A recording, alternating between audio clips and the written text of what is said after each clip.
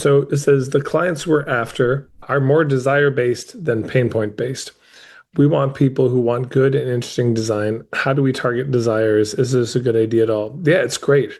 This is one of the I think mistakes people make because people get into the marketing world and they start seeing, oh, you got to talk to the pain point, which is fine. I mean, it's just acknowledging people's troubles is smart. Talking to that, naming the fact that recognizing, having some empathy for their struggle, that's important because if that's what's driving somebody and you don't name that, they don't see any relevance in what you're doing. It ends up being us just talking about how cool we are, how great we are. So, but there are many cases where it's not that they're in so much pain, they just want a certain goal. Like they're in good shape, but they just get it in their head, like, I want to be like ripped. And it's not that they're in so much pain. Exactly. I mean, yes, there's painful moments, but it's more that. Or the example I often give is like, man, you just want to go walk the Camino in Spain. It's not that where you live is terrible. It's just, God, I want that. I've always wanted to do that. I want to, yeah, okay. So now what kind of business do you have? We are architectural designers, Okay, great. and we're trying to focus on residential, on ADUs and houses. The people, they don't care about a short timeline, and like what they our niche would be people that own the land or the house and that have a really strong aesthetic inclination. So they know good design and they want good design. They don't want like the white boxes that all the developers are doing. Here's the homework I would give. And this is good homework for everybody, is to think about, okay, people who would be into our stuff, what else would they be into? Like people who would be into this kind of design would also be into what? People who want this kind of style that we have that we specialize in, this kind of architectural design, what would they be into? Where else would you find them? Yeah, when we're talking about style and design, this is one of these things where it's a sort of a service, but it's also a product. Like this is where, of course, on a website, they just have to see your style because they're going to look at it and say, and they'll look at the homes you've built, the examples, and they're going to say, do I like that? I have a friend of mine, Katya Nova, and she was a photographer. She did weddings, but she had a very sexy style that she did. And people would fly her around the world to photograph their weddings, you know, because they didn't want just any photographer. They wanted her. And so it's not like a pain point. It's they want that. Oh my God, more than anything, we want photos like that in our wedding album that we can keep. And so similar thing here. Of course, they're going to get to the website. They see the design. Here's the examples. Here's, our vision, or these are the types of homes we like, even if we didn't build them, but this is the kind of thing we're drawn to. And if you're drawn to something like this, then hire us. So then it's where do these people hang out? Like, what are the other things they're into? So um, when I was on tour, there was somebody at a forest school. We did a little brainstorm. Okay, so people who would be into a forest school would also be into what? And it kind of comes pretty easy. You think, okay, they'd probably be into foraging, they'd be into traditional crafts, homesteading, they'd be into probably mushrooms, they'd be into a Waldorf school, unschooling and homeschooling, they'd be into, et cetera, et cetera. There's natural medicine and all of that. So then you immediately have like 20 hub categories, different types of hubs. So this is the main thing I'd be focused on here. The other two things I'd really focus on. Okay, so that's hubs. So if we start working down, right, from the top, that's what came to me first. But then we got the business model, so the offer.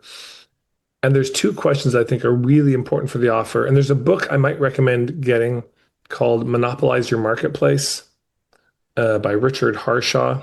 But they talk about two questions. One is the customer values question. So this is the question of what's most important to your clients when buying what you sell. So I invite everyone to think about this. You have something you sell. What matters most to your clients when they're not buying from you, but just generically thinking about going to a yoga class, hiring a relationship coach, getting, interior design, getting architectural design, getting whatever it is, hiring a plumber? What matters most? And the clearer we are about who we're trying to reach, the better. Because not everything is important to every group. But you think for your people, what's most important? So that has to be really clarified and communicated that we know this is important and here's what we do to make that happen. Second is the industry frustrations question, and this may be a really important one is what are the frustrations, irritations, hassles, frictions that your people experience when working with people like you? So, a little example, I was trying to find a bookkeeper years ago, and I'd go to the websites and the frustrations immediately began to appear. One, there's no photo of the person. I don't even know what they look like. Two, the prices aren't listed. So I have no idea even a ballpark. And I came across this one, it was origami bookkeeping in Edmonton, and they had a deal where it was, how did it go? They had a very easy formula, but basically it was 4 steps. Take all your receipts, throw them in an envelope, mail the envelope to us. We do the work. And all of this was like $100 a month or something. It was just so mad. It was so clear, the layout of the offer. And I think really based on clearly they understood the frustrations that myself and other entrepreneurs had of feeling so overwhelmed with the problem, but also with trying to find a bookkeeper and trying to make sense of what the offer actually was. So, what frustrates them about working with architects?